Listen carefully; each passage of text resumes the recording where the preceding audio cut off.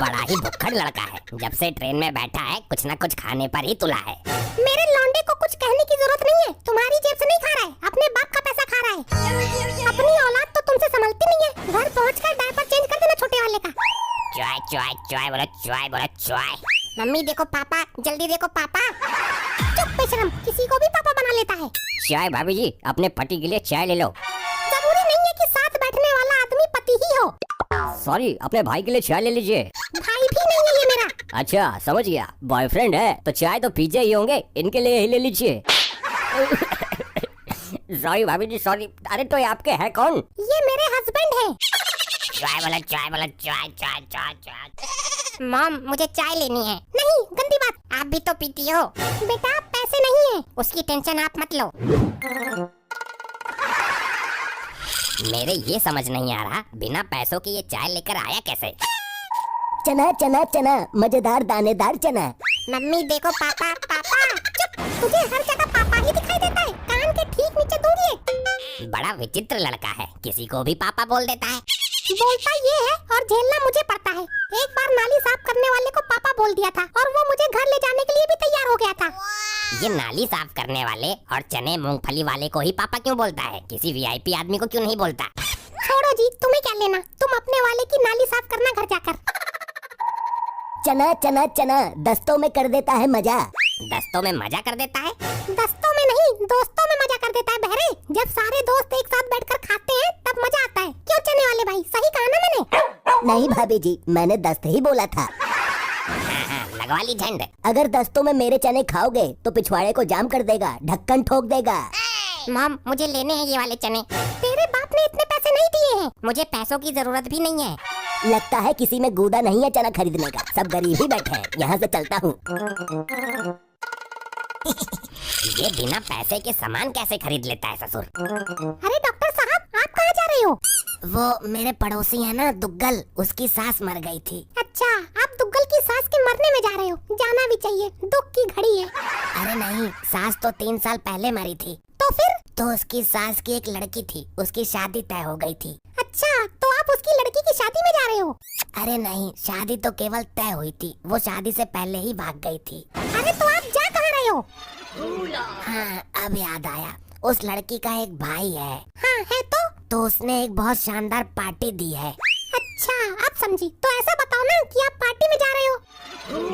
I think party नहीं, अरे नहीं, पार्टी उसने दी ये सच है, लेकिन मैं इनवाइट नहीं हूँ उस पार्टी में। अरे तो फिर तुम जा कहाँ रहे हो? अरे हाँ, उसकी बीबी के बच्चा हुआ है। अच्छा, तो ऐसे कहो ना कि आप उनसे मिलने जा रहे हैं। अरे बच्चे तो रोज होते रहते हैं, मुझे क्या जरूरत उनसे मिलने की। अरे तो कंफ्यूजी डॉक्टर, तुम जा कहाँ रहे हो?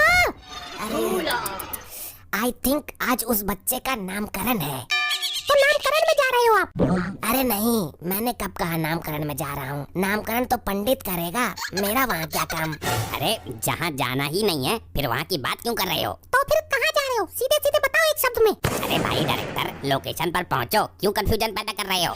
डॉक्टर मैं अंतिम बार पूछ रही हूँ, बताना है तो बता दे, वरना यहाँ से दूर जाकर बैठ जा। क्या बताना है वैसे? यही कि आप कहाँ जा रहे हो। अरे मैं तो अपने क्लिनिक पे जा रहा हूँ, और कहाँ ही जाऊँगा। अरे तो पहले ही बता देना चाहिए था, क्यों बात को दुग्गल की रिश्तेदारी में घुमा कर ले जा रहे हो? डॉक्टर साहब का क्लिनिक वैसे कितना दूर है जो ट्रेन से जाना पड़ रहा है? ये डॉक्टर 1 नंबर का ढक्कन है। अरे डॉक्टर साहब, आपका क्लिनिक तो आपके घर से 1 किलोमीटर की दूरी पर ही है। हाँ मालूम है, मैंने जानबूझकर ही नजदीक में बनवाया है। मालूम है, तो आप ट्रेन में क्या कर रहे हो? क्या मैं ट्रेन में हूँ? ये तो गड़बड़ हो गई। अरे कोई बस रुकवाओ जल्दी। अब यहाँ बस कहाँ से आ गई? तो हम कौन से वाहन में बैठे हैं? रिक्शे में? डॉक्टर साहब ये ट्रेन है, ट्रेन। आप एक काम करो, दूसरी तरफ खिड़की है, आप वहाँ से कूद जाओ।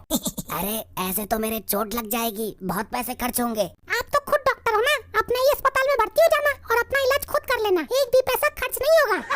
अब कही ना अपने काम की बात, अभी जाता हूँ।